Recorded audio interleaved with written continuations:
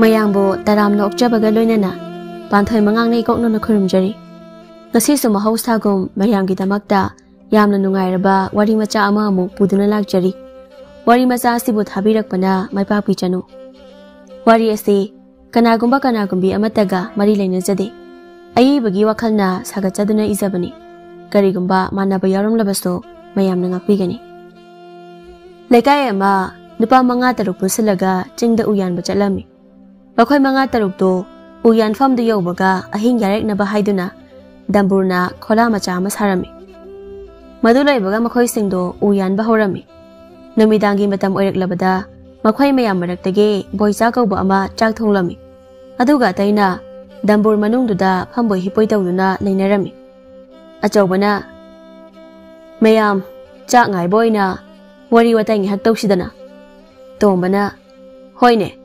ta chawna haigumdana chak ngai boina bhutki wari dum linasine mayam maraktagi kanano amana hekta horone farene aina hana tamnabagi wari ama liraklagi asi haiduna thoibana bhutki wari ama liraklami thaina lekai amada amang sang thoina sanadringagi matamdani namidangi matamda thomba kauba nupa ama makhutta batil amada ising khara haplaga mongsong amada makhong hamba janglami thombado mongsong aduda makhong hamba loiraga mahangna ilakpa haufi adu insilami aduga mafamdu thadoktuna chatke tawrami aduba matamduda kanagumba ama lakpagi samin phanglami kana boiriba mathi phaiba laklibasuba kanade tamna singe asi haiduna thomba mahagna purakliba baltindo mafam chaba amada lotlami aduga mahaksu marum amada lumduna leirami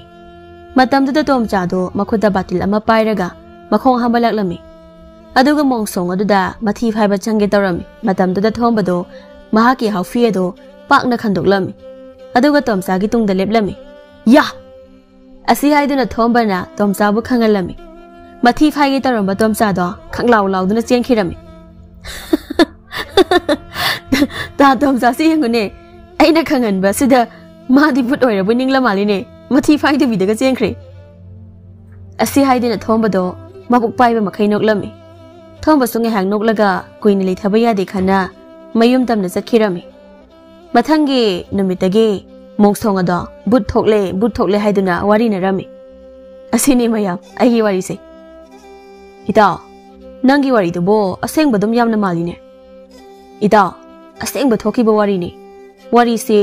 aikhoi ipuna aikhoida toina liramba wari ni adade handa mukta ayama mulirak lagi ko asi haiduna tombada tamnabagi wari ama liraklami thaina lekai amada achauba awangba hainau pambi ama horami lekai adugi uka ba hiba thembung kauba nupa macha amasu leirami ta thembung hainau chaninge hainau hekpiyo khaba hojiti nami chap yongliye ngahak leiraga heke hoi adu hekti hekpiyo ko hoi hektoini asi haiduna thembung do ukhong amada famlaga numit leithaba ngairami numit khara leitharakpaga thembung do hainau pambi aduda kakhalami aduga hainau khara heklaga leimaida langtharaklami matamduda thembungdo khutpai chena pai haudabana hainau pamidagi taraklami thembungi masado wanglaba hainau masa mayamda yaisinba aduna leimai yarakpa matamdadi mahaki araiba oirami numit adudagi hauna hainau makhong ado nongthi nongmangbo khuding tamnarami thaudok-sigi matong chahi kharagi tungda nongmagi numita thambal kobi hanubi ama ketheldagi thengna halaklami kharangana hange khanbani gari ngairingaida hek thingdokhi tawrise hainabi mapado lalaga chatkani khanbada aidi kapu kapninglabani asi haiduna thambaldo asum lakpada hainau hobu mapado yorakpada mahaki phinada wasa ama kotlami maramaduna mahakna chatpa khudingi khere lawrami ngasidi soidredana ai yam thuna chalhaudrabadi thawai thaba soiraroi asi khana thambaldo yamna yangna mayum tamna propazalami thambalda mayum hek yobada sor sangna hondokjarami aduga imung changlakpa matamda wasa adu uraklami aima aina nga saidagi kidana taha lakli sidi masigi wasa sina oire asi haiduna thambaldo nokthораklami thambal mana nokliduna mina uradi Wakal ama khankrani khanduna nokpodo phajilaga makokta thangali bora du tharaga namidangi sa ising thongna bo hotnarami nakal amaromdana thambalgi nupado check suba loiraga mayumda thengna halami namit aduna nahan khaidagi khara thengna mo halaklami nahan khaigi thengna halakpa adu phawba tanna halakpani adu bunga sina amuk hena thengdokhre tawrise asi haiduna thambalgi nupado athengba duda akiba phanabani haiduna isai ngangduna halaklami thambalgi nupaduna sum lakpada lambida lapdakna santhi leipung amadagi manil wangna karakpaga mapa sanarami korino aina uriba suba manak changlaga yenglubana phadawri braibo asi khana thambalgi nupado santhi leipung adugi manakta sangsange tawrami tasengna mahakti mafam aduda santhi leipung lei haibadi khanjilodabani aduna manak waida tabli changlami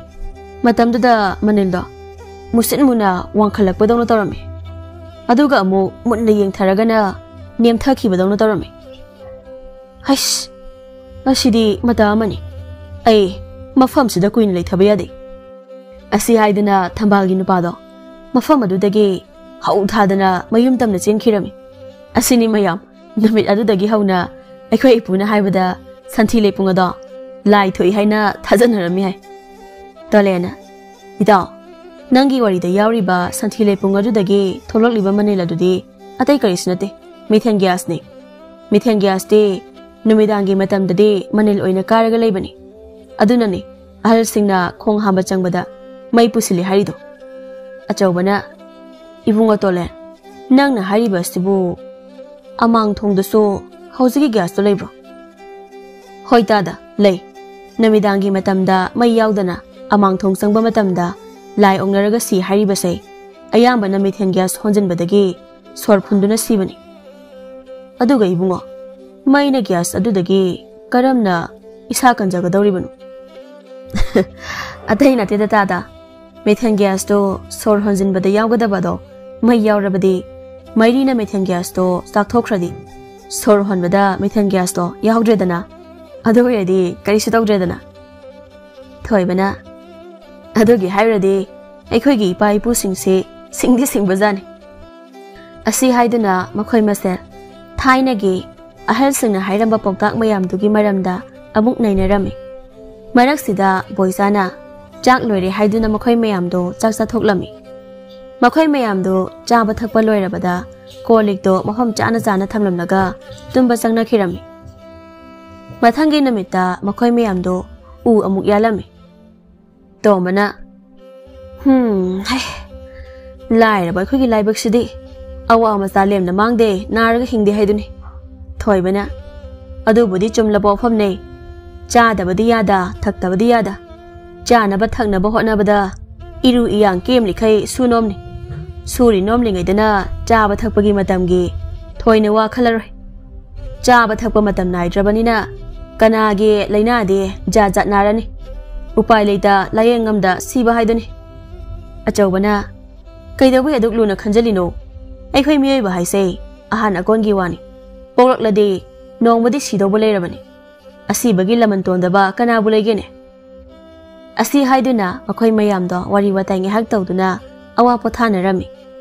nahak pothanaraba matung magi thabakta amuk mai onsinkhirami matamso sum haukhibana namidang wairamgi matamso isilaklami tolena mayam namidang wairam usilaklabanina hayeng amuk yalase ngasigide potharase hoi asi haiduna makhoi mayamdo u yanbado toklami aduga anakpada leiba lok amada makhot makhong hamdoknarami aduga namidangi chak thongnaba ising soklaga haneraklami boichana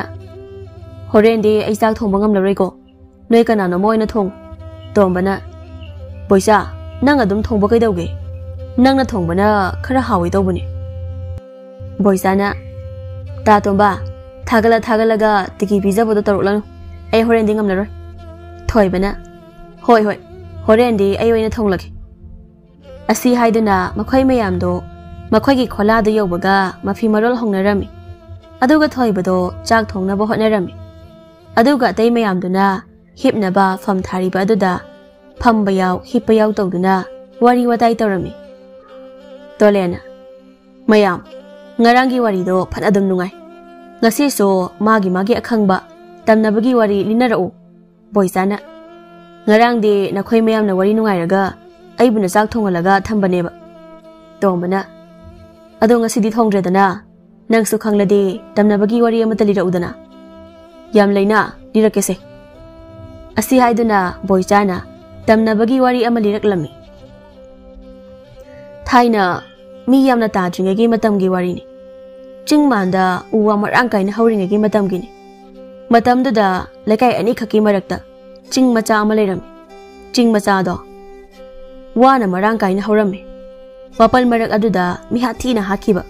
ꯅꯨꯄꯤ ꯑꯃꯒꯤ ꯊꯋꯥꯏꯅ ꯑꯆꯠ ꯑꯋꯣꯛꯇ ꯇꯣꯏꯅ ꯑꯀꯤ ꯑꯈꯪ ꯄꯤꯔꯝꯃꯤ꯫ ꯃꯇꯝꯗꯨꯗ ꯂꯩꯀꯥꯏ ꯑꯅꯤꯗꯨꯗꯒꯤ ꯌꯥꯝꯅ ꯂꯨꯅ ꯇꯤꯟꯅꯖꯕ ꯃꯃꯥꯟꯅꯕꯤ ꯑꯅꯤꯈꯛꯁꯨ ꯂꯩꯔꯝꯃꯤ꯫ ꯅꯣꯡꯃꯒꯤ ꯅꯨꯃꯤꯠꯇ ꯊꯕꯥ ꯀꯧꯕꯤꯗꯣ ꯃꯥꯒꯤ ꯃꯃꯥꯟꯅꯕꯤ ꯑꯗꯨꯒꯤ ꯃꯌꯨꯝꯗ ꯃꯇꯣꯝꯇ ꯂꯥꯛꯂꯝꯃꯤ꯫ ꯅꯨꯃꯤꯠ ꯑꯗꯨꯗꯤ ꯋꯥꯄꯜ ꯃꯔꯛ ꯑꯗꯨꯒꯤ ꯃꯈꯥꯗ ꯂꯩꯕ ꯂꯝꯕꯤꯗꯣ ꯃꯤ ꯏꯇꯠ ꯇꯠꯂꯝꯃꯤ꯫ ꯊꯕꯥ ꯅꯠꯇꯅ ꯑꯇꯣꯞꯄ ꯀꯅꯥꯁꯨ ꯆꯠꯂꯝꯗꯦ꯫ ꯀꯔꯤꯅꯣ ꯉꯁꯤꯁꯤꯕꯣ ꯂꯝꯕꯤꯅꯦꯅ ꯇꯧꯔꯤꯕ ꯑꯁꯤꯅ ꯇꯨꯃꯤꯠ ꯐꯥꯎꯕ ꯄꯥꯏꯗ꯭ꯔꯤ ꯇꯧꯔꯤꯁꯦ꯫ ꯑꯁꯤ ꯍꯥꯏꯗꯨꯅ ꯀꯤꯅ ꯊꯕꯥꯗꯣ ꯆꯠꯂꯝꯃꯤ꯫ ꯃꯇꯝꯗꯨꯗ ꯊꯕꯥꯒꯤ ꯃꯃꯥꯡꯗ ꯊꯋꯥꯏ ꯅꯨꯄꯤ ꯑꯗꯣ ꯐꯤꯕꯝ ꯏꯀꯥꯏ ꯀꯥꯏꯅ ꯋꯥꯄꯜ ꯃꯔꯛꯇꯒꯤ ꯐꯠ ꯂꯥꯎꯅ ꯆꯣꯡꯊꯣꯔꯛꯑꯝꯃꯤ꯫ ꯏꯃꯥ! ꯑꯁꯤ ꯍꯥꯏꯅ ꯂꯥꯎꯔꯒ ꯊꯕꯥꯗꯣ ꯃꯁꯥꯗꯣ ꯄꯥꯈꯠꯈꯤꯕꯅ ꯍꯦꯟꯃꯟꯗꯨꯅ ꯃꯈꯣꯡ ꯊꯥꯡꯕ ꯊꯣꯛꯇ ꯆꯞ ꯂꯦꯞꯇꯨꯅ ꯂꯩꯈꯤꯔꯝꯃꯤ꯫ ꯃꯇꯝꯗꯨꯗ ꯊꯕꯥꯗꯣ ꯄꯥꯈꯠꯄ ꯍꯦꯟꯃꯟꯈꯤꯕꯅ ꯃꯍꯥꯛꯀꯤ ꯑꯃꯨꯕ ꯅꯤꯡꯗꯨ ꯌꯩꯕ ꯁꯝꯂꯥꯡꯗꯣ ꯆꯞ ꯌꯨꯡꯈꯠꯂꯛꯂꯝꯃꯤ꯫ ꯊꯋꯥꯏ ꯅꯨꯄꯤꯗꯨꯅ ꯑꯁꯤꯗꯤ ꯑꯩꯉꯣꯟꯗꯒꯤ ꯍꯦꯟꯅ ꯁꯥꯊꯤꯌꯦ꯫ ꯑꯁꯤ ꯍꯥꯏꯗꯨꯅ ꯊꯋꯥꯏ ꯅꯨꯄꯤ ꯑꯗꯣ ꯋꯥꯄꯜ ꯃꯔꯛ ꯑꯗꯨꯗ ꯂꯣꯠꯈꯤꯔꯝꯃꯤ꯫ ꯊꯕꯥꯁꯨ ꯃꯁꯥꯗꯣ ꯇꯞꯅ ꯐꯥꯊꯖꯔꯒ ꯃꯌꯨꯝꯂꯣꯝꯗ ꯍꯟꯈꯤꯔꯝꯃꯤ꯫ ꯑꯩꯈꯣꯏ ꯑꯕꯣꯛꯅ ꯍꯥꯏꯕꯗ ꯅꯨꯃꯤꯠ ꯑꯗꯨꯗꯒꯤ ꯍꯧꯅ ꯊꯋꯥꯏ ꯅꯨꯄꯤ ꯑꯗꯣ ꯃꯤ ꯑꯆꯠ ꯑꯋꯣꯛꯇ ꯑꯀꯤ ꯑꯈꯪ ꯄꯤꯕ ꯇꯣꯛꯈꯤ ꯍꯥꯏꯁꯤꯅꯤ꯫ ꯇꯣꯝꯕꯅ ꯕꯣꯏꯆꯥ ꯅꯪꯒꯤ ꯋꯥꯔꯤꯁꯤꯗꯤ ꯅꯩꯔꯤꯌꯦ꯫ ꯊꯕꯥꯅ ꯃꯁꯝ ꯆꯞ ꯌꯨꯡꯈꯠꯂꯛꯄꯗꯨꯗ ꯊꯋꯥꯏ ꯅꯨꯄꯤ ꯑꯗꯣ ꯀꯤꯗꯅ ꯆꯦꯟꯈꯤ ꯍꯥꯏꯁꯤꯅꯤ꯫ ꯑꯁꯤ ꯍꯥꯏꯗꯨꯅ ꯇꯣꯝꯕꯗꯣ ꯍꯪꯒꯠꯈꯩ ꯅꯣꯛꯂꯝꯃꯤ꯫ ꯕꯣꯏꯆꯥꯗꯣ ꯇꯣꯝꯕꯒꯤ ꯃꯇꯧꯗ ꯇꯣꯝꯕꯗ ꯃꯃꯤꯠ ꯄꯩꯅ ꯌꯦꯡꯂꯝꯃꯤ꯫ ꯃꯗꯨ ꯎꯕꯗ ꯇꯣꯝꯕꯗꯣ ꯀꯟꯅ ꯅꯣꯛꯂꯝꯕꯗꯣ ꯇꯨꯃꯤꯟꯅ ꯂꯩꯈꯤꯔꯝꯃꯤ꯫ ꯇꯣꯂꯦꯅ ꯐꯔꯦꯁꯦ ꯕꯣꯏꯆꯥꯒꯤ ꯋꯥꯔꯤꯁꯤ ꯐꯅꯁꯨ ꯅꯨꯡꯉꯥꯏꯔꯤ꯫ ꯃꯊꯪꯁꯤꯗꯤ ꯇꯥ ꯑꯆꯧꯗꯒꯤ ꯑꯣꯏꯅ ꯑꯃꯨꯛ ꯇꯥꯔꯁꯤ꯫ ꯍꯣꯏ ꯑꯩ ꯑꯃꯨꯛ ꯑꯃ ꯂꯤꯔꯛꯂꯒꯦ꯫ ꯑꯁꯤ ꯍꯥꯏꯗꯨꯅ ꯑꯆꯧꯕꯅ ꯇꯝꯅꯕꯒꯤ ꯋꯥꯔꯤ ꯑꯃꯃꯨꯛ ꯂꯤꯔꯛꯂꯝꯃꯤ꯫ ꯏꯀꯨꯏ ꯀꯨꯏꯗ꯭ꯔꯤꯕ ꯃꯇꯝꯒꯤ ꯋꯥꯔꯤꯅꯤ꯫ ꯂꯩꯀꯥꯏ ꯑꯃꯗ ꯌꯥꯝꯅ ꯂꯨꯅ ꯇꯤꯟꯅꯖꯕ ꯃꯔꯨꯞ ꯑꯅꯤꯈꯛ ꯂꯩꯔꯝꯃꯤ꯫ ꯃꯔꯨꯞ ꯑꯅꯤꯗꯣ ꯑꯃꯅ ꯑꯃꯕꯨ ꯎꯗꯕꯗ ꯂꯩꯕ ꯉꯝꯅꯔꯝꯗꯦ꯫ ꯑꯃꯅ ꯑꯃꯕꯨ ꯉꯥꯏꯍꯥꯛ ꯎꯅꯗꯕꯗ ꯂꯩꯕ ꯉꯝꯅꯔꯝꯗꯦ꯫ ꯑꯗꯨꯕꯨ ꯂꯥꯏꯕꯛ ꯊꯤꯕꯗꯒꯤ ꯇꯣꯃꯥꯜꯒꯤ ꯃꯔꯨꯞ ꯂꯨꯈꯣꯏꯗꯣ ꯂꯥꯏꯕꯛ ꯊꯤꯕ ꯊꯧꯗꯣꯛ ꯑꯃꯗ ꯑꯔꯣꯏꯕ ꯌꯥꯍꯤꯞ ꯇꯥꯟꯈꯤꯔꯝꯃꯤ꯫ ꯇꯣꯃꯥꯜ ꯃꯥꯒꯤ ꯃꯔꯨꯞ ꯑꯗꯨꯅ ꯃꯅꯨꯡ ꯃꯇꯝ ꯆꯥꯗꯅ ꯑꯔꯣꯏꯕ ꯌꯥꯍꯤꯞ ꯇꯥꯟꯈꯤꯕꯗꯣ ꯌꯥꯝꯅ ꯄꯦꯟꯖꯔꯝꯗꯦ꯫ ꯃꯥꯒꯤ ꯃꯔꯨꯞ ꯑꯗꯨꯇꯕꯨ ꯅꯤꯡꯁꯤꯡꯗꯨꯅ ꯂꯩꯖꯔꯝꯃꯤ꯫ ꯅꯣꯡꯊꯤ ꯅꯣꯡꯃꯪꯕ ꯅꯨꯃꯤꯠ ꯑꯃꯒꯤ ꯅꯨꯃꯤꯗꯥꯡꯗ ꯇꯣꯃꯥꯜꯗꯣ ꯃꯪꯒꯣꯜ ꯗꯥꯔꯤꯗ ꯃꯈꯣꯡ ꯌꯥꯟꯊꯗꯨꯅ ꯐꯝꯂꯒ ꯂꯩꯔꯝꯃꯤ꯫ ꯏꯇꯥꯎ ꯅꯍꯥꯛꯅ ꯃꯅꯨꯡ ꯃꯇꯝ ꯆꯥꯗꯅ ꯂꯩꯈꯤꯗꯕ ꯑꯁꯦ ꯄꯦꯟꯗꯤ ꯄꯦꯟꯈꯤꯗ꯭ꯔꯦꯗ꯫ ꯃꯇꯥꯡ ꯑꯁꯤꯗ ꯃꯁꯛꯇꯤ ꯎꯗꯅ ꯈꯣꯟꯖꯦꯜ ꯑꯃꯅ ꯇꯣꯃꯥꯜ ꯍꯥꯏꯅ ꯀꯧꯔꯛꯂꯝꯃꯤ꯫ ꯃꯗꯨ ꯇꯥꯕꯗ ꯇꯣꯃꯥꯜꯗꯣ ꯈꯪꯄ꯭ꯔꯦꯛ ꯈꯪꯂꯝꯃꯤ꯫ ꯀꯅꯥꯅꯣ ꯑꯩꯕꯨ ꯀꯧꯔꯤꯕꯣ? ꯇꯣꯃꯥꯜ ꯑꯩꯅꯦ ꯈꯪꯗ꯭ꯔꯕꯣ? ꯅꯪꯒꯤ ꯅꯇꯥꯎ ꯂꯨꯈꯣꯏꯅꯦ꯫ ꯇꯣꯃꯥꯜ ꯈꯣꯟꯖꯦꯜ ꯑꯗꯨꯅ ꯍꯥꯏꯔꯛꯂꯤꯕꯗꯨ ꯇꯥꯕꯗ ꯃꯁꯥꯗꯣ ꯀꯤꯕꯅ ꯂꯣꯏꯔꯝꯃꯤ꯫ ꯃꯁꯥꯗꯣ ꯄꯥꯈꯠꯄ ꯍꯦꯟꯃꯟꯈꯤꯕꯅ ꯏꯃꯨꯡꯗ ꯆꯪꯕ ꯀꯥꯎꯈꯤꯗꯨꯅ ꯁꯨꯃꯥꯡꯗ ꯂꯩꯔꯤꯕ ꯇꯨꯂꯁꯤꯕꯣꯡ ꯑꯗꯨꯗ ꯀꯣꯜꯂꯒ ꯑꯣꯏꯅ ꯈꯪꯂꯝꯃꯤ꯫ ꯏꯇꯥꯎ ꯀꯔꯤꯒꯤꯅꯣ ꯑꯩꯅ ꯀꯧꯔꯒ ꯈꯨꯝꯗ꯭ꯔꯤꯕꯣ? ꯇꯣꯃꯥꯜ ꯂꯨꯈꯣꯏꯒꯤ ꯋꯥꯗꯨ ꯇꯥꯕꯗ ꯃꯁꯥꯗꯣ ꯀꯤꯕ ꯁꯨꯝ ꯍꯦꯟꯖꯤꯜꯂꯛꯑꯝꯃꯤ꯫ ꯇꯣꯃꯥꯜ ꯃꯁꯥꯗꯣ ꯀꯤꯃꯟꯗꯅ ꯇꯨꯂꯁꯤꯕꯣꯡꯗꯣ ꯆꯦꯠꯅ ꯀꯣꯟꯁꯤꯜꯂꯝꯃꯤ꯫ ꯃꯍꯥꯛꯅ ꯆꯦꯠꯅ ꯀꯣꯟꯁꯤꯟꯕ ꯑꯗꯨꯗ ꯂꯩꯕꯥꯛꯀꯤ ꯇꯨꯂꯁꯤꯕꯣꯡ ꯑꯗꯣ ꯀꯥꯏꯅꯊꯪꯗꯗꯤ ꯀꯥꯏꯊꯣꯔꯛꯂꯝꯃꯤ꯫ ꯃꯇꯝꯗꯨꯗ ꯅꯣꯡꯁꯨ ꯀꯕꯛ ꯇꯥꯔꯛꯂꯝꯃꯤ꯫ ꯅꯣꯡ ꯇꯥꯔꯛꯄ ꯑꯗꯨꯗ ꯇꯣꯃꯥꯜꯗꯣ ꯋꯥꯈꯜ ꯈꯔ ꯂꯥꯛꯇꯨꯅ ꯏꯃꯨꯡꯗ ꯇꯨꯃꯤꯟꯅ ꯆꯪꯈꯤꯔꯝꯃꯤ꯫ ꯏꯅꯥꯎꯁꯥ ꯅꯨꯃꯤꯠ ꯑꯗꯨꯗꯒꯤ ꯍꯧꯅ ꯇꯣꯃꯥꯜ ꯍꯥꯏꯕ ꯅꯨꯄꯥꯗꯣ ꯃꯥꯒꯤ ꯆꯥꯟꯅꯖꯕ ꯃꯇꯥꯎ ꯑꯗꯨꯒꯤ ꯋꯥꯈꯜ ꯀꯥꯎꯈꯤ ꯍꯥꯏꯔꯤꯕꯁꯤꯅꯤ꯫ ꯇꯥꯗꯒꯤ ꯋꯥꯔꯤꯁꯤꯗꯤ ꯐꯅ ꯑꯗꯨꯝ ꯅꯨꯡꯉꯥꯏꯔꯤ꯫ ꯀꯤꯃꯟꯗꯅ ꯇꯨꯂꯁꯤꯕꯣꯡ ꯀꯣꯟꯕꯗ ꯇꯨꯂꯁꯤꯕꯣꯡ ꯀꯥꯏꯊꯣꯔꯛꯏ ꯍꯥꯏꯁꯤꯅꯤ꯫ ꯑꯁꯤ ꯍꯥꯏꯗꯨꯅ ꯃꯈꯣꯏ ꯃꯌꯥꯝꯗꯣ ꯋꯥ ꯅꯣꯛꯂꯝꯃꯤ꯫ ꯇꯣꯂꯦꯅ ꯃꯌꯥꯝ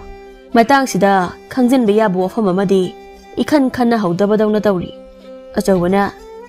ꯀꯔꯤ ꯃꯇꯥꯡꯅꯣꯅꯦ ꯇꯣꯂꯦꯟꯏꯕꯣ ꯇꯥꯗ ꯑꯇꯩ ꯅꯠꯇꯦꯗ ꯅꯣꯡꯊꯤ ꯅꯣꯡꯃꯪꯕ ꯅꯨꯃꯤꯠꯇ ꯑꯩꯈꯣꯏꯅ ꯑꯀꯤꯕ ꯈꯣꯟꯖꯦꯜ ꯀꯌꯥ ꯇꯥꯔꯤꯁꯦ ꯀꯔꯤꯒꯤꯅꯣ ꯍꯥꯏꯁꯤ ꯇꯣꯝꯕꯅ ꯃꯇꯥꯎ ꯃꯗꯨꯕꯨ ꯀꯔꯤꯒꯤꯅꯣꯅꯦ ꯍꯦꯔꯥ ꯑꯇꯩꯒꯤ ꯅꯠꯇꯦꯗ ꯑꯩꯈꯣꯏꯅ ꯅꯨꯡꯇꯤꯒꯤ ꯋꯥ ꯉꯥꯡꯂꯤ ꯁꯛꯂꯤ ꯃꯌꯥꯝꯁꯦ ꯑꯍꯥꯡꯕ ꯃꯥꯂꯪꯗ ꯇꯤꯡꯗꯨꯅ ꯂꯩꯔꯤꯕꯅꯤ ꯑꯗꯨꯅ ꯅꯣꯡꯊꯤ ꯅꯣꯡꯃꯪꯕ ꯅꯨꯃꯤꯠ ꯍꯥꯏꯁꯤꯗꯕꯨ ꯅꯨꯡꯁꯤꯠꯀꯤ ꯄ꯭ꯔꯦꯁꯔꯁꯦ ꯍꯟꯊꯔꯛꯏ ꯑꯗꯨꯅ ꯍꯥꯟꯅ ꯅꯨꯡꯁꯤꯠꯅ ꯐꯥꯖꯤꯟꯗꯨꯅ ꯊꯝꯂꯝꯕ ꯈꯣꯟꯖꯦꯜꯗꯣ ꯏꯀꯣ ꯑꯣꯏꯅ ꯊꯣꯛꯂꯛꯏ ꯑꯗꯨꯅꯅꯦ ꯑꯩꯈꯣꯏꯅ ꯅꯣꯡꯊꯤ ꯅꯣꯡꯃꯪꯕ ꯅꯨꯃꯤꯠꯇ ꯑꯉꯛꯄ ꯈꯣꯟꯖꯦꯜ ꯀꯌꯥ ꯇꯥꯔꯤꯁꯦ ꯕꯣꯏꯆꯥꯅ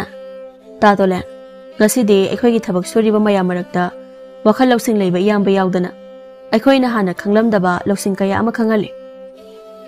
ꯑꯁꯤ ꯍꯥꯏꯗꯨꯅ ꯃꯌꯥꯝꯗꯣ ꯋꯥꯔꯤ ꯃꯈꯥ ꯆꯠꯊꯔꯝꯃꯤ ꯇꯥꯂꯛ ꯑꯗꯨꯗ ꯊꯣꯏꯕꯅ ꯃꯌꯥꯝꯗꯣ ꯆꯥꯛ ꯆꯥꯔꯁꯤ ꯍꯥꯏꯅ ꯀꯧꯔꯛꯂꯝꯃꯤ ꯃꯗꯨ ꯇꯥꯕꯗ ꯃꯌꯥꯝꯗꯣ ꯆꯥꯛ ꯆꯥꯅꯕ ꯍꯣꯠꯅꯔꯝꯃꯤ ꯆꯥꯛ ꯆꯥꯕ ꯂꯣꯏꯔꯒ ꯀꯣꯜꯂꯤꯛꯇꯣ ꯃꯐꯝ ꯆꯥꯅ ꯆꯥꯅ ꯊꯝꯂꯒ ꯃꯌꯥꯝꯗꯣ ꯇꯨꯝꯕ ꯆꯪꯂꯁꯤ ꯍꯥꯏꯅꯔꯝꯃꯤ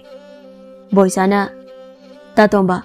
ꯑꯩ ꯃꯄꯥꯜ ꯊꯣꯛꯅꯤꯡꯂꯦ ꯃꯄꯥꯜ ꯂꯝꯗ ꯊꯣꯛꯃꯤꯟꯅꯔꯨꯁꯤ ꯕꯣꯏꯆꯥ ꯅꯪꯁꯤꯗꯤꯕ ꯅꯨꯄꯥ ꯃꯥꯟꯈꯤꯗ꯭ꯔꯦꯍꯦ ꯂꯥꯎ ꯂꯥꯎ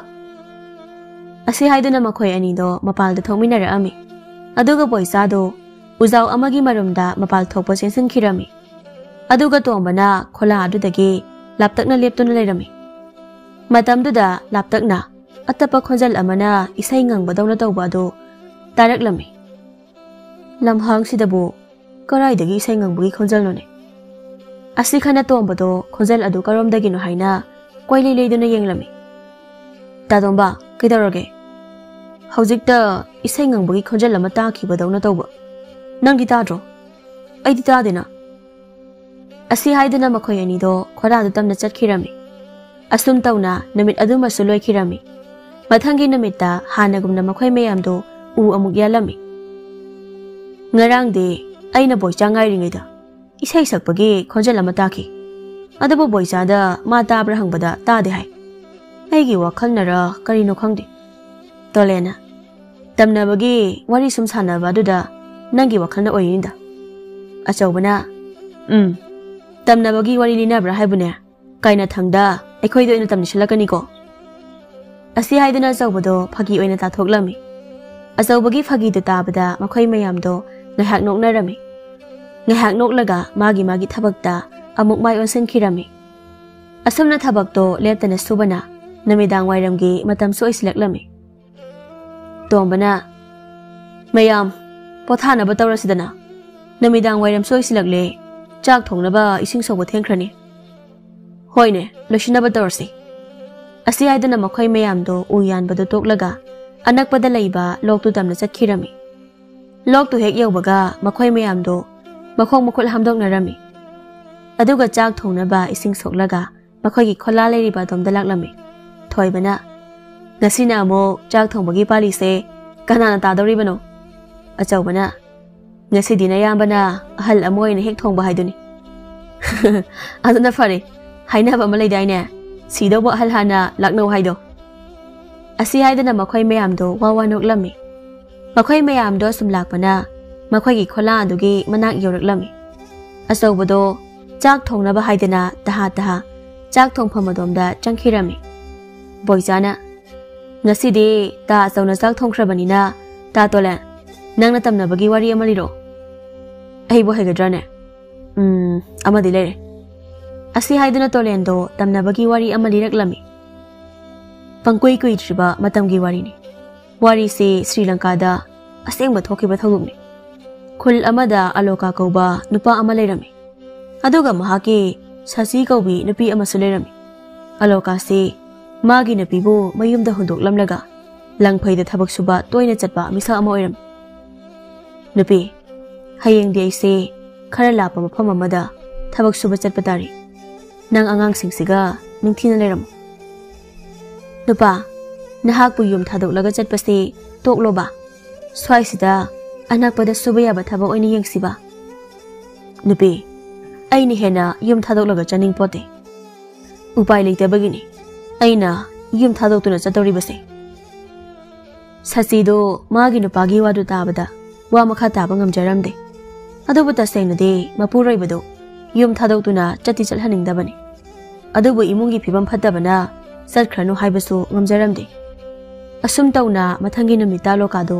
ꯂꯪꯐꯩꯗ ꯊꯕꯛ ꯁꯨꯕ ꯆꯠꯈꯤꯔꯝꯃꯤ ꯅꯨꯃꯤꯠ ꯑꯗꯨꯒꯤ ꯅꯨꯃꯤꯗꯥꯡꯗꯒꯤ ꯍꯧꯔꯒ ꯑꯂꯣꯀꯥꯅ ꯍꯜꯂꯛꯇ꯭ꯔꯤꯕ ꯅꯨꯃꯤꯠ ꯑꯗꯨ ꯐꯥꯎꯕ ꯈꯨꯜ ꯑꯗꯨꯒꯤ ꯂꯝꯆꯠ ꯁꯥꯖꯠ ꯐꯖꯗꯕ ꯅꯨꯄꯥ ꯈꯔꯅ ꯅꯨꯃꯤꯗꯥꯡ ꯈꯨꯗꯤꯡꯒꯤ ꯑꯂꯣꯀꯥꯒꯤ ꯃꯌꯨꯝꯗ ꯂꯥꯛꯂꯒ ꯁꯁꯤꯕꯨ ꯂꯛꯅꯔꯝꯃꯤ ꯃꯣꯏ ꯄꯥꯕꯨꯡꯉꯣ ꯃꯇꯨꯡꯗꯗꯤ ꯌꯨꯝ ꯊꯥꯗꯣꯛꯂꯒ ꯂꯪꯐꯩꯗ ꯊꯕꯛ ꯁꯨꯕ ꯆꯠꯄꯤꯔꯅꯨ ꯅꯨꯄꯤ ꯀꯔꯤ ꯇꯧꯔꯒꯦ ꯅꯪꯅ ꯍꯥꯏꯔꯤꯕꯗꯨꯕꯨ ꯁꯁꯤ ꯃꯥꯒꯤ ꯅꯨꯄꯥꯒꯤ ꯋꯥꯗꯨ ꯇꯥꯕꯗ ꯈꯨꯜꯒꯤ ꯃꯤꯠꯌꯦꯡ ꯆꯨꯝꯗꯕ ꯅꯨꯄꯥꯁꯤꯡꯅ ꯃꯉꯣꯟꯗ ꯅꯨꯃꯤꯗꯥꯡ ꯈꯨꯗꯤꯡꯒꯤ ꯀꯥꯔꯟ ꯇꯥꯕꯗꯨ ꯇꯝꯂꯝꯃꯤ ꯃꯗꯨ ꯇꯥꯕꯗ ꯑꯂꯣꯀꯥꯗꯣ ꯃꯩ ꯍꯧꯅ ꯁꯥꯎꯔꯝꯃꯤ ꯑꯗꯨꯕꯨ ꯑꯂꯣꯀꯥꯗꯣ ꯑꯁꯥꯎꯕꯗꯨ ꯐꯥꯊꯔꯒ ꯀꯔꯤꯅ ꯐꯅꯤ ꯍꯥꯏꯅ ꯈꯜꯂꯝꯃꯤ ꯑꯁꯨꯝ ꯈꯜꯂꯛꯄꯗ ꯑꯂꯣꯀꯥꯗꯣ ꯋꯥꯈꯜ ꯑꯃ ꯂꯥꯛꯂꯝꯃꯤ ꯅꯨꯄꯤ ꯀꯔꯤꯁꯨ ꯈꯜꯂꯅꯨ ꯑꯩꯅ ꯐꯅꯕ ꯂꯣꯏꯅ ꯁꯤꯜꯂꯛꯀꯦ ꯑꯁꯤ ꯍꯥꯏꯗꯨꯅ ꯑꯂꯣꯀꯥꯅ ꯃꯥꯒꯤ ꯅꯨꯄꯤꯗꯣ ꯊꯦꯝꯖꯤꯟꯕꯤꯔꯝꯃꯤ ꯑꯁꯨꯝ ꯇꯧꯅ ꯅꯨꯃꯤꯠ ꯈꯔꯅꯤ ꯂꯩꯔꯒ ꯑꯂꯣꯀꯥꯗꯣ ꯑꯃꯨꯛ ꯂꯪꯐꯩꯗ ꯊꯕꯛ ꯁꯨꯕ ꯆꯠꯈꯤꯔꯝꯃꯤ ꯃꯍꯥꯛ ꯂꯩꯇ꯭ꯔꯦ ꯈꯪꯕꯒ ꯈꯨꯜꯗꯨꯒꯤ ꯃꯤꯠꯌꯦꯡ ꯆꯨꯝꯗꯕ ꯅꯨꯄꯥꯁꯤꯡꯗꯨ ꯅꯨꯃꯤꯗꯥꯡꯒꯤ ꯃꯇꯝꯗ ꯁꯁꯤꯕꯨ ꯂꯛꯅꯕ ꯂꯥꯛꯂꯝꯃꯤ ꯃꯇꯝꯗꯨꯗ ꯈꯪꯍꯧꯗꯅ ꯑꯇꯤꯌꯥꯗ ꯃꯩꯕꯨꯜ ꯑꯆꯧꯕ ꯑꯃ ꯄꯥꯏꯔꯛꯂꯝꯃꯤ ꯏꯇꯥꯎ ꯌꯦꯡꯉꯨ ꯑꯇꯤꯌꯥꯗ ꯃꯩꯕꯨꯜ ꯑꯃ ꯄꯥꯏꯔꯛꯂꯤ ꯍꯣꯏꯅꯦ ꯏꯇꯥꯎ ꯀꯥꯟꯅꯗꯦ ꯌꯨꯝꯗ ꯍꯜꯍꯧꯕꯅ ꯐꯅꯤ ꯑꯁꯤ ꯍꯥꯏꯗꯨꯅ ꯃꯈꯣꯏ ꯃꯌꯥꯝꯗꯣ ꯃꯌꯨꯝ ꯇꯥꯅ ꯍꯟꯈꯤꯔꯝꯃꯤ ꯅꯨꯃꯤꯠ ꯑꯗꯨꯗꯒꯤ ꯍꯧꯅ ꯈꯨꯜ ꯑꯗꯨꯗ ꯅꯨꯃꯤꯗꯥꯡ ꯈꯨꯗꯤꯡꯒꯤ ꯃꯩꯕꯨꯜ ꯍꯦꯛ ꯄꯥꯏꯔꯝꯃꯤ ꯑꯗꯨꯅ ꯃꯔꯝ ꯑꯣꯏꯔꯒ ꯈꯨꯜ ꯃꯤꯌꯥꯝꯗꯣ ꯅꯨꯃꯤꯠ ꯍꯦꯛ ꯇꯥꯈꯤꯕꯒ ꯆꯥꯛꯉꯟ ꯆꯥꯟꯅꯗꯨꯅ ꯊꯣꯡ ꯆꯦꯠꯅ ꯂꯣꯟꯁꯤꯟꯗꯨꯅ ꯇꯨꯝꯅꯔꯝꯃꯤ ꯍꯟꯗꯛꯀꯤ ꯃꯩꯕꯨꯜ ꯄꯥꯏꯕꯤ ꯑꯁꯦ ꯑꯣꯟꯊꯣꯛꯅ ꯐꯈ꯭ꯔꯦ ꯃꯁꯤ ꯅꯠꯂꯝꯗ꯭ꯔꯕꯗꯤ ꯇꯨꯝꯐꯝ ꯆꯥꯐꯝ ꯈꯪꯗꯅ ꯂꯦꯜꯂꯗꯕꯅꯤ ꯄꯨꯟꯁꯤꯁꯦ ꯅꯥꯀꯜ ꯑꯃꯔꯣꯝꯗꯅ ꯈꯨꯜꯗꯨꯒꯤ ꯃꯤꯀꯤ ꯂꯩꯈꯤꯗꯕ ꯕꯤꯔꯟ ꯀꯧꯕ ꯄꯥꯈꯪ ꯃꯆꯥ ꯑꯃ ꯂꯩꯔꯝꯃꯤ ꯃꯥꯅ ꯃꯩꯕꯨꯜ ꯄꯥꯏꯕꯤ ꯑꯗꯣ ꯑꯃꯨꯛꯇꯪ ꯐꯥꯒꯦ ꯍꯥꯏꯅ ꯂꯨꯝꯂꯝꯃꯤ ꯑꯁꯨꯝ ꯇꯧꯅ ꯅꯣꯡꯃꯒꯤ ꯅꯨꯃꯤꯠꯇ ꯕꯤꯔꯟꯗꯣ ꯅꯨꯃꯤꯠ ꯇꯥꯁꯤꯜꯂꯛꯄꯗ ꯃꯌꯨꯝꯗꯒꯤ ꯂꯣꯟꯅ ꯊꯣꯛꯂꯛꯂꯒ ꯎꯖꯥꯎ ꯑꯃꯒꯤ ꯃꯔꯨꯝꯗ ꯂꯨꯝꯗꯨꯅ ꯂꯩꯔꯝꯃꯤ ꯉꯁꯤꯗꯤ ꯃꯩꯕꯨꯜ ꯄꯥꯏꯕꯤ ꯑꯗꯣ ꯐꯥꯗꯅꯗꯤ ꯇꯣꯛꯂꯔꯣꯏ ꯃꯥꯅ ꯉꯝꯂꯦ ꯑꯩꯅ ꯉꯝꯂꯦ ꯑꯁꯤ ꯈꯟꯗꯨꯅ ꯂꯩꯔꯤꯉꯩ ꯃꯇꯝꯗ ꯑꯇꯤꯌꯥꯗ ꯃꯩꯕꯨꯜ ꯄꯥꯏꯕ ꯎꯔꯛꯂꯝꯃꯤ ꯃꯗꯨ ꯎꯕꯗ ꯕꯤꯔꯟꯗꯣ ꯃꯩꯕꯨꯜ ꯑꯗꯨꯒꯤ ꯃꯥꯏꯀꯩ ꯇꯝꯅ ꯇꯥꯟꯅꯔꯛꯂꯝꯃꯤ ꯃꯍꯥꯛꯅ ꯑꯁꯨꯝ ꯇꯥꯟꯅꯕꯗ ꯆꯤꯡ ꯑꯃꯒꯤ ꯃꯔꯨꯝꯗ ꯃꯩꯕꯨꯜꯗꯣ ꯇꯥꯁꯤꯟꯈꯤꯔꯝꯃꯤ ꯕꯤꯔꯟꯁꯨ ꯊꯨꯅ ꯆꯤꯡ ꯑꯗꯨꯒꯤ ꯃꯔꯨꯝꯗꯨ ꯇꯝꯅ ꯆꯪꯁꯤꯜꯂꯝꯃꯤ ꯃꯇꯝꯗꯨꯗ ꯑꯂꯣꯀꯥꯅ ꯃꯩꯕꯨꯜ ꯄꯨꯍꯜꯂꯤꯕ ꯅꯨꯡꯁꯤꯊꯦꯝꯕꯤ ꯑꯗꯣ ꯊꯨꯞꯆꯤꯟꯗꯨꯅ ꯂꯩꯕ ꯊꯦꯡꯅꯔꯝꯃꯤ ꯀꯔꯤꯒꯤꯅꯣ ꯅꯪꯅ ꯈꯨꯜ ꯃꯤꯌꯥꯝꯕꯨ ꯀꯤꯅꯕ ꯊꯕꯛ ꯇꯧꯔꯤꯗꯤ ꯑꯂꯣꯀꯥ ꯕꯤꯔꯟꯒꯤ ꯈꯣꯟꯖꯦꯜꯗꯨ ꯇꯥꯕꯗ ꯃꯃꯥꯏ ꯂꯩꯊꯣꯛꯇꯨꯅ ꯉꯛꯅ ꯌꯦꯡꯗꯨꯅ ꯂꯩꯔꯝꯃꯤ ꯕꯤꯔꯟꯅ ꯑꯂꯣꯀꯥꯗ ꯑꯃꯨꯛ ꯍꯟꯅ ꯀꯔꯤꯒꯤ ꯈꯨꯜ ꯃꯤꯌꯥꯝꯕꯨ ꯀꯤꯅꯕ ꯍꯣꯠꯅꯔꯤꯕꯅꯣ ꯍꯥꯏꯅ ꯍꯪꯂꯝꯃꯤ ꯃꯗꯨ ꯇꯥꯕꯗ ꯑꯂꯣꯀꯥꯗꯣ ꯀꯥꯟꯅꯔꯔꯣꯏ ꯈꯟꯗꯨꯅ ꯃꯥꯒꯤ ꯅꯨꯄꯤꯗ ꯃꯤꯠꯌꯦꯡ ꯆꯨꯝꯗꯕ ꯅꯨꯄꯥꯁꯤꯡꯗꯨꯅ ꯀꯔꯟ ꯇꯥꯕꯗꯣ ꯇꯝꯂꯝꯃꯤ ꯏꯕꯨꯡꯉꯣ ꯑꯩꯗꯤ ꯂꯪꯐꯩꯁꯤꯗ ꯊꯕꯛ ꯁꯨꯕꯅꯤ ꯑꯗꯨꯅ ꯏꯇꯨ ꯏꯆꯥꯁꯨ ꯌꯦꯡꯁꯤꯟꯕ ꯉꯝꯗꯦ ꯑꯗꯨꯅ ꯑꯩꯅ ꯑꯁꯨꯝ ꯈꯜꯂꯛꯄꯗ ꯃꯁꯤꯅ ꯃꯈꯣꯏꯅ ꯑꯩꯒꯤ ꯅꯨꯄꯤꯗ ꯀꯔꯟ ꯇꯥꯔꯤꯕꯗꯣ ꯐꯒꯗ꯭ꯔꯥ ꯈꯜꯂꯨꯕꯅꯤ ꯕꯤꯔꯟ ꯑꯂꯣꯀꯥꯒꯤ ꯋꯥꯗꯨ ꯇꯥꯔꯨꯕꯗ ꯃꯄꯨꯛꯅꯤꯡꯗ ꯅꯨꯡꯉꯥꯏꯇꯕ ꯄꯣꯛꯂꯝꯃꯤ ꯑꯗꯨꯕꯨ ꯃꯇꯨꯡꯗ ꯈꯨꯜ ꯃꯤꯌꯥꯝꯗ ꯑꯀꯤ ꯑꯈꯪ ꯄꯤꯗꯅꯕ ꯍꯥꯏꯔꯝꯃꯤ ꯑꯗꯨꯒ ꯃꯍꯥꯛꯁꯨ ꯃꯌꯨꯝꯗ ꯍꯟꯈꯤꯔꯝꯃꯤ ꯑꯁꯨꯝ ꯇꯧꯅ ꯅꯨꯃꯤꯠ ꯑꯗꯨꯗꯒꯤ ꯃꯩꯕꯨꯜ ꯄꯥꯏꯕꯤꯗꯣ ꯇꯣꯛꯈꯤꯔꯝꯃꯤ ꯑꯗꯨꯕꯨ ꯕꯤꯔꯟꯅ ꯈꯨꯜꯒꯤ ꯈꯨꯜꯂꯥꯛꯄꯗ ꯃꯤꯠꯌꯦꯡ ꯆꯨꯝꯗꯕ ꯅꯨꯄꯥꯁꯤꯡꯗꯨꯒꯤ ꯃꯔꯝꯗ ꯃꯔꯤꯛ ꯆꯨꯝꯅ ꯇꯝꯂꯝꯃꯤ ꯃꯗꯨ ꯇꯥꯕꯗ ꯈꯨꯜꯂꯥꯛꯄ ꯑꯗꯨꯅ ꯅꯨꯄꯥꯁꯤꯡꯗꯨꯕꯨ ꯑꯍꯛꯄ ꯆꯩꯔꯥꯛ ꯄꯤꯔꯝꯃꯤ ꯑꯁꯤꯅꯤ ꯑꯩꯒꯤ ꯋꯥꯔꯤ ꯍꯥꯏꯕꯨ ꯕꯣꯏꯆꯥꯅ ꯇꯥ ꯇꯣꯂꯦꯟꯒꯤ ꯋꯥꯔꯤꯁꯤꯗꯤ ꯇꯥꯕꯗ ꯐꯠ ꯑꯗꯨꯝ ꯅꯨꯡꯉꯥꯏꯔꯤ ꯇꯣꯝꯕꯅ ꯏꯇꯥꯎ ꯇꯣꯂꯦꯟꯅ ꯅꯨꯡꯉꯥꯏꯕ ꯋꯥꯔꯤ ꯑꯃꯁꯨ ꯂꯤꯈ꯭ꯔꯦ ꯃꯊꯪꯁꯤꯗꯤ ꯏꯇꯥꯎ ꯈꯣꯃꯩꯗꯒꯤ ꯑꯃꯨꯛ ꯇꯥꯔꯁꯤꯅꯤꯀꯣ ꯑꯩꯗꯤ ꯋꯥꯔꯤ ꯂꯤꯕ ꯍꯩꯇꯦꯀꯣ ꯇꯥ ꯈꯣꯃꯩ ꯍꯩꯇꯕ ꯌꯥꯔꯔꯣꯏ ꯑꯃ ꯂꯤꯔꯛꯇꯕ ꯌꯥꯔꯣꯏ ꯍꯣꯏ ꯑꯁꯤ ꯍꯥꯏꯗꯨꯅ ꯈꯣꯃꯩꯗꯣ ꯇꯝꯅꯕꯒꯤ ꯋꯥꯔꯤ ꯑꯃ ꯂꯤꯔꯛꯂꯝꯃꯤ ꯊꯥꯏꯅ ꯊꯪꯅꯕ ꯈꯨꯜ ꯑꯅꯤꯈꯛ ꯉꯝꯈꯩ ꯃꯨꯟꯅꯕꯒꯤ ꯈꯠꯅ ꯆꯩꯅ ꯇꯣꯏꯅ ꯊꯣꯛꯂꯝꯃꯤ ꯈꯠꯅ ꯆꯩꯅꯕꯗꯣ ꯆꯨꯝꯅ ꯋꯥ ꯑꯣꯏꯅ ꯍꯥꯏꯅꯔꯝꯕꯗꯒꯤ ꯈꯨꯠꯂꯥꯏ ꯌꯥꯎꯅꯔꯛꯂꯝꯃꯤ ꯃꯔꯝ ꯑꯗꯨꯅ ꯈꯠꯅ ꯆꯩꯅ ꯑꯗꯨꯗ ꯈꯨꯜ ꯑꯅꯤꯗꯨꯒꯤ ꯃꯤꯑꯣꯏ ꯀꯌꯥꯒꯤ ꯊꯋꯥꯏ ꯊꯥꯈꯤꯔꯝꯃꯤ ꯃꯗꯨꯒꯤ ꯇꯨꯡꯗꯒꯤ ꯈꯨꯜ ꯑꯅꯤꯗꯨꯒꯤ ꯂꯪꯗꯥꯏ ꯑꯣꯏꯔꯤꯕ ꯉꯝꯈꯩꯗꯨ ꯃꯊꯤ ꯇꯣꯏꯅ ꯐꯣꯡꯂꯝꯃꯤ ꯃꯐꯝ ꯑꯗꯨꯗ ꯑꯃꯝ ꯃꯊꯦꯡꯗ ꯀꯅꯥꯁꯨ ꯆꯠꯅꯔꯝꯗꯦ ꯑꯗꯨꯕꯨ ꯅꯣꯡꯃꯒꯤ ꯅꯨꯃꯤꯠꯇ ꯇꯣꯟꯖꯥꯎ ꯀꯧꯕ ꯑꯍꯜ ꯑꯃ ꯁꯟ ꯍꯣꯏꯒꯠꯄꯗꯣ ꯈꯔ ꯊꯦꯡꯂꯝꯃꯤ ꯉꯁꯤꯗꯤ ꯅꯨꯡꯉꯥꯏꯗꯧꯔꯤ ꯇꯧꯔꯤꯁꯦ ꯁꯟꯅꯦꯅ ꯇꯧꯔꯤꯕꯁꯤꯅ Maray matat tawringayda namisu tasankiba na hankre. Aibo madugi hainabi mafamdu lalaga chatawribase tandi onthokna tankhreda tawrise. Asi haidana tonjawdo tana asum lakpana khul anigi langdaidu yoraklami. Matamduda lok ama chelidugi mathakta khanghaudana mangak yawdaba hakjang ama chak yungna hairaga leiba thengnarami. Aduga mu ikan kanadana mi makok amaso korong onduna chenkhirami. Thorai maza singsi aingodam ki hendan tawri. Asi hairaga tonjaw masado akibadu phatharaga mafamdo lanthokduna chakhirami. Asini aigi wari haibu aina ngasaina haiduni aidi wari liba haitena. Achawbana warido khara linaradi yare chak chanaba tawrasi.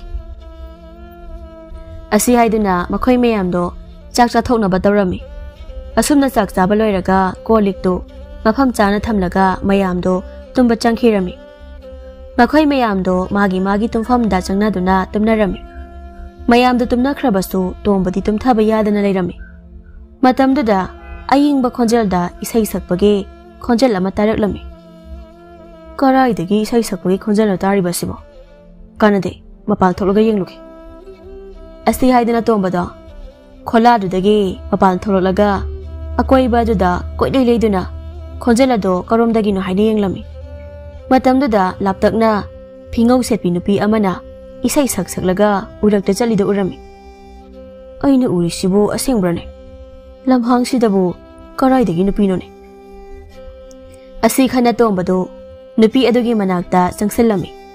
Tomba nupi adugi matungda tapna inaraga nupi adugi lengjumda pairi. Matamduda nupi aduso tapna mamai leithoraklami. Matamduda tombado nupi adugi phibam thiraba mamaidu ubada wangang bangamda mitam amagum tumina leptuna leirami. Nupi aduso tombada akiba mino amanoksilamlaga amuk leithoklaga tumina chakhirami. Tomba masadu pakhakhibana khong thangba thokta ujaw ama hauriba adugi makhongda phamtharami. Kaino ina hoji uriba phimdubo. Asi khana tombado ujawduda ngaraga asum phamambadagi mafamduda adum tumthakhirami. Mathangi ayukta mayamdo tumba hawalakpada tomba leiramdaba duda ingangaknarami. Thoibana tombaduna karom chakhrabano khangde aina hawalakpada magi mafamda leiramdi. Boisana aina hawalakpada su leiramdi. Asi haiduna makhoi mayamdo tombabu koithi thirami. Kaina thangda tombado ujaw amagi makhada tumlaga leiridu thengnarami. Tolena koina masina tumpham ire leitabadawna ukhasida tumlaga leiramnisina. Asi haiduna tolendo tombagi manakta changsilaga tombabu hawdoklami. Tombastu masado itek-tekna hawalami. Aidi sida kaidawriba adunine aina nangonda hangninglibase nate kholada pham tharidu tumge haidadana asida kaidawramlino banangbo. Tomba tolangi wada tabada ngarangi thaudokto tapna ningsinglaklami. Aduna mahakna thengnakibasingdo tolenda tamlami. Itaw nangi wado atopada hairadine thajabasu yai aingondadi hairaklanu. Asi haiduna tombana tamlibado tolena phagi oina khandoklami. Asum tawna numit adumasu hanagumna makhoi mayamdo uyanbado makha chatharami. Uyana yana tomba mahakna ngarang nungdang thengnabado mayamda tamlami. Boisana ta tomba kholada tumina tumge haidadana karigi koi chalino akhoi leise lamhangni kaunarusiko. Asi haiduna makhoi mayamna tombada ngangsin birami. Mayam sangdana ngangsilakpa duda tombada tumina lekhirami. Asumna asum hawkhibana namidang wairamgi matam so isilaklami. Namidang wairamgi matam oiraklabada hanagumna makhoi mayamdo lokta chatuna makhong makhul hamdoklaga chak thongnaba ising soklami. Ising sokpa loiraga makhoi mayamdo kholada halaklami. Aduga makhoi mayam maraktagi amana chak thongkhirami. Thoibana ngasidi tamnabagi warigane amata saragumsi chumnagi atai wari watai oina tawsi. Asi haiduna makhoi mayamdo numit adumadi tamnabagi wari sade atopa wari watai oina tawrami. Wari watai ngihak tawraga chaki sakpaw laktuna makhoi mayamdo chak chathoklami. Adu loiraga kolikto mafam chana thamlaga mayamdo tumba changnakhirami. ꯃꯌꯥꯝꯗꯨꯗꯤ ꯂꯣꯏꯅ ꯇꯨꯝꯅꯈꯤꯔꯝꯃꯤ ꯑꯗꯨꯕꯨ ꯇꯣꯝꯕꯗꯤ ꯉꯁꯤꯁꯨ ꯇꯨꯝꯊꯕ ꯌꯥꯗ ꯃꯃꯤꯠꯇꯣ ꯆꯐꯨꯃꯨꯛ ꯂꯥꯎꯅ ꯇꯔꯥꯎ ꯇꯔꯥꯎ ꯄꯥꯡꯂꯒ ꯂꯩꯔꯝꯃꯤ ꯃꯇꯝꯗꯨꯗ ꯏꯁꯩ ꯁꯛꯄꯒꯤ ꯈꯣꯟꯖꯦꯜꯗꯣ ꯑꯃꯨꯛ ꯇꯥꯔꯛꯂꯝꯃꯤ ꯃꯁꯤꯒꯤ ꯏꯁꯩ ꯁꯛꯄꯤꯁꯦ ꯑꯃꯨꯛ ꯍꯧꯔꯛꯂꯤꯅꯦ ꯑꯩꯗꯤꯕ ꯇꯨꯝꯊꯕꯁꯨ ꯌꯥꯗ ꯄꯦꯜꯂꯕꯅꯤ ꯀꯥꯟꯅꯗꯦ ꯉꯁꯤꯗꯤ ꯃꯁꯤꯒꯤ ꯚꯨꯠ ꯅꯨꯄꯤꯁꯦ ꯀꯅꯥꯅꯣ ꯀꯔꯤꯅꯣ ꯈꯪꯗꯣꯛꯅꯕ ꯍꯣꯠꯅꯔꯛꯈꯤ ꯑꯁꯤ ꯍꯥꯏꯗꯨꯅ ꯇꯣꯝꯕꯗꯣ ꯍꯤꯞꯂꯝꯕꯗꯒꯤ ꯐꯨꯛ ꯍꯧꯒꯠꯂꯒ ꯈꯣꯜꯂꯥ ꯑꯗꯨꯗꯒꯤ ꯊꯣꯛꯂꯛꯂꯝꯃꯤ ꯇꯣꯝꯕꯗꯣ ꯊꯧꯅꯥ ꯌꯥꯝꯅ ꯐꯅ ꯊꯣꯛꯂꯛꯈꯤꯕꯅꯤ ꯑꯗꯨꯕꯨ ꯊꯋꯥꯏ ꯅꯨꯄꯤ ꯑꯗꯣ ꯂꯥꯞꯇꯛꯅ ꯆꯠꯂꯤꯗꯨ ꯎꯕꯗ ꯃꯀ꯭ꯂꯥꯛꯇꯣ ꯊꯛ ꯊꯛ ꯅꯤꯛꯄ ꯍꯧꯔꯛꯂꯝꯃꯤ ꯑꯩꯕꯨ ꯆꯪꯍꯧꯕꯅ ꯐꯗꯧꯕ ꯃꯥꯜꯂꯦ ꯍꯦꯔꯥ ꯅꯨꯄꯥꯅꯕꯨ ꯊꯣꯛꯂꯛꯂꯕꯅꯤꯅ ꯍꯦꯛꯇ ꯍꯪꯕ ꯍꯥꯏꯗꯨꯅꯤ ꯑꯁꯤ ꯍꯥꯏꯗꯨꯅ ꯇꯣꯝꯕꯗꯣ ꯀꯤꯅ ꯀꯤꯅ ꯂꯥꯛꯂꯒ ꯊꯋꯥꯏ ꯅꯨꯄꯤ ꯑꯗꯨꯗ ꯀꯅꯥꯅꯣ ꯍꯥꯏꯅ ꯍꯪꯂꯝꯃꯤ ꯊꯋꯥꯏ ꯅꯨꯄꯤ ꯑꯗꯨꯁꯨ ꯇꯣꯝꯕꯒꯤ ꯋꯥꯗꯨ ꯇꯥꯕꯗ ꯍꯤꯛꯅ ꯍꯤꯛꯅ ꯀꯞꯂꯛꯂꯝꯃꯤ ꯑꯗꯨꯒ ꯃꯍꯥꯛꯄꯨ ꯃꯤꯐꯠꯇ ꯈꯔꯅ ꯍꯥꯠꯂꯒ ꯆꯤꯡ ꯑꯗꯨꯗ ꯐꯨꯝꯂꯝꯕꯒꯤ ꯋꯥꯔꯤꯗꯨ ꯂꯤꯔꯛꯂꯝꯃꯤ ꯃꯗꯨ ꯇꯥꯔꯨꯕꯗ ꯇꯣꯝꯕꯒꯤ ꯃꯃꯤꯠꯇꯒꯤ ꯃꯄꯤ ꯇꯥꯈꯤꯕ ꯈꯪꯍꯧꯔꯝꯗꯦ ꯏꯕꯨꯡꯅ ꯅꯆꯜꯂꯩꯒꯤ ꯑꯋꯥꯕꯁꯦ ꯈꯪꯕꯤꯔꯕꯗꯤ ꯃꯥꯂꯦꯝꯗ ꯂꯩꯔꯤꯕ ꯅꯨꯄꯤ ꯈꯨꯗꯤꯡꯃꯛ ꯏꯕꯨꯡꯒꯤ ꯏꯆꯜ ꯏꯆꯦꯅꯤ ꯍꯥꯏꯅ ꯈꯟꯕꯤꯗꯨꯅ ꯈꯨꯗꯣꯡꯊꯤꯕ ꯇꯥꯔꯕ ꯅꯨꯄꯤꯁꯤꯡꯕꯨ ꯃꯇꯦꯡ ꯄꯥꯡꯕꯤꯌꯨ ꯑꯁꯤ ꯍꯥꯏꯔꯝꯂꯒ ꯅꯨꯄꯤ ꯑꯗꯣ ꯃꯐꯝ ꯑꯗꯨꯗ ꯑꯍꯥꯡꯕ ꯃꯥꯂꯪꯗ ꯃꯥꯡꯈꯤꯔꯝꯃꯤ ꯇꯣꯝꯕ ꯋꯥꯈꯜ ꯅꯨꯡꯉꯥꯏꯇ ꯃꯐꯝ ꯑꯗꯨꯗꯒꯤ ꯈꯣꯜꯂꯥ ꯇꯝꯅ ꯂꯥꯛꯇꯨꯅ ꯑꯍꯤꯡ ꯑꯗꯣ ꯇꯨꯝꯊꯅꯕ ꯍꯣꯠꯅꯔꯝꯃꯤ ꯃꯁꯤꯒꯤ ꯇꯨꯡꯗ ꯃꯈꯣꯏ ꯃꯌꯥꯝꯗꯣ ꯅꯨꯃꯤꯠ ꯅꯤꯅꯤ ꯍꯨꯝꯅꯤ ꯎ ꯈꯔ ꯌꯥꯜꯂꯒ ꯃꯌꯨꯝꯗ ꯍꯟꯅꯈꯤꯔꯝꯃꯤ